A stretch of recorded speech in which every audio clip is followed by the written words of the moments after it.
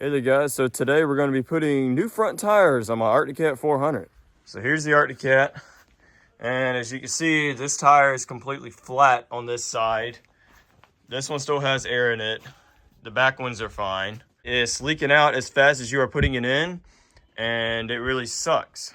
These are 27 by 9 by 12. They're 2 inches oversized. Stock tire size is 25 by 8 by 12, and the backs are 27 by 10 by 12.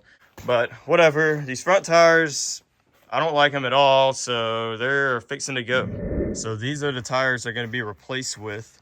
These are 25 by 8 by 12s. They're 6-ply rating, and they have a good tread pattern to them. They have the same tread pattern as my dad's 98 Honda Foreman 400.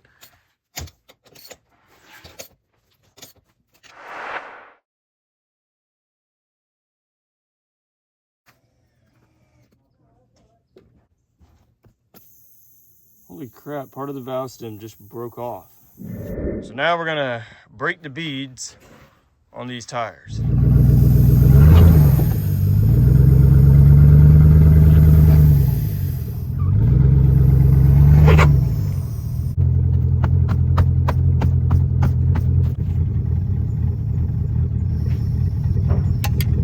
Holy crap, guys. All right, so since the truck didn't work, we got this old antique tire machine that I didn't realize was back here, and we're gonna put these tires on here and see if this will work. I don't think so, but we'll try. It's not bolted down. This position will give me more torque.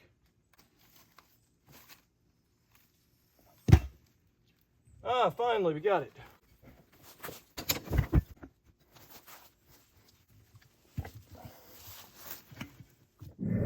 All right, so the next challenging task is getting this tire off the rim, which is not an easy task.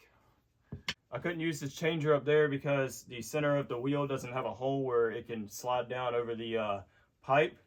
So I'm gonna have to use pry bars.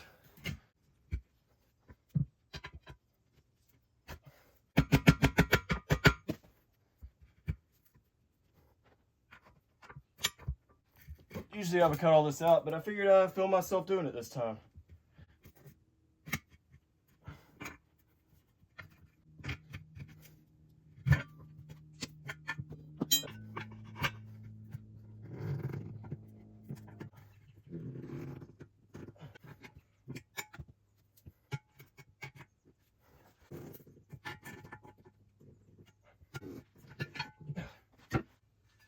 All right, we are out. And you can see all that sealant crap in there. I mean, it's just absolutely everywhere, all over the rim. So, yeah.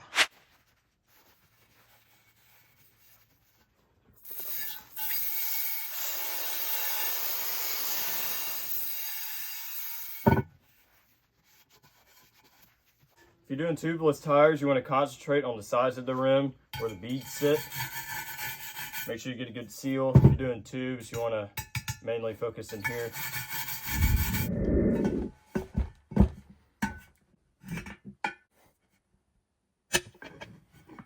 Use 2 or 3 pliers. Wrenches. Put one in there and let it stay there and get you another one. Yeah.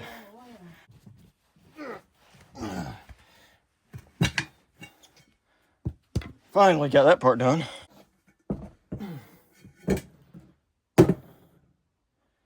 Now for this part.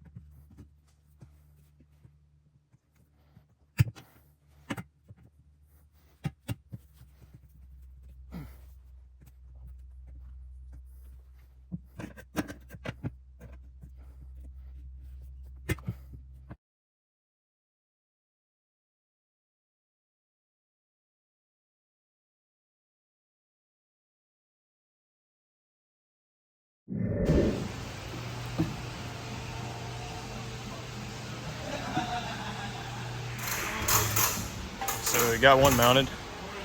I'm working, baby, I'm following this. What is it?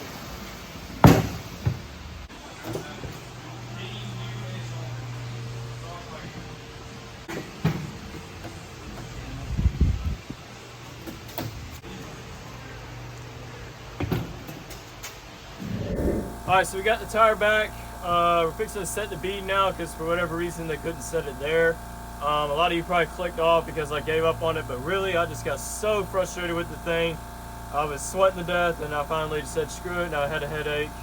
All right, so I removed the old valve stem. As you can see, part of that old valve stem or whatever it is broke off in there. And that's just gonna be a nightmare trying to remove that. So I just said, screw it, remove the whole thing. I went by the store, bought some new ones. They're cheap, easy to do. This only cost me $4 and it's a great thing to do for preventative maintenance. It's cheap insurance pretty much.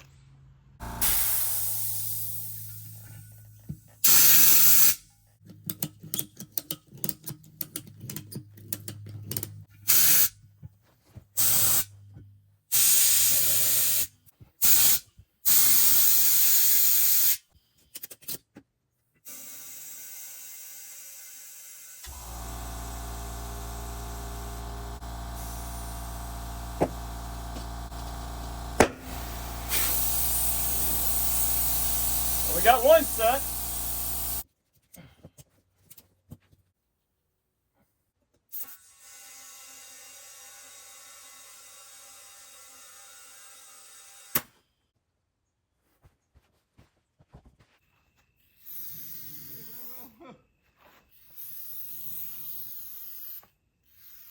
Yeah, keep spraying shit.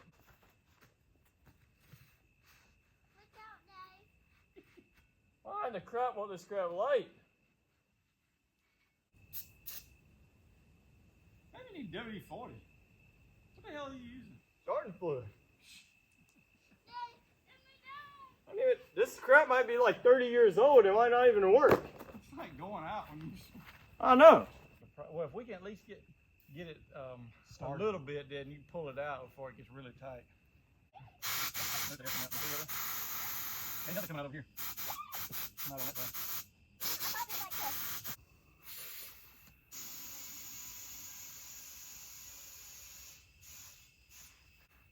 I think it's setting finally.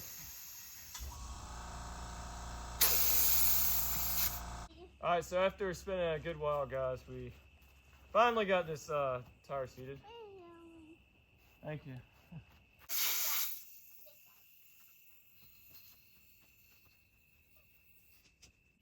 Yeah.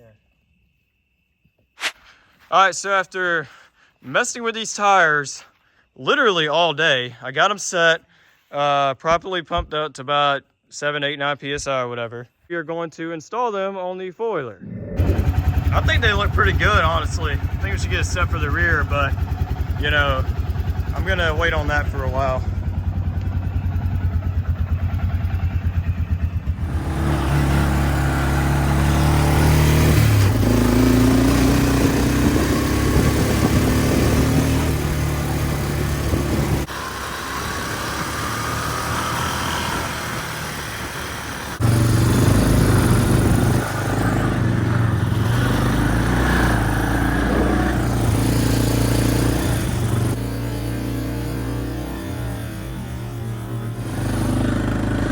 These things grip up awesome now.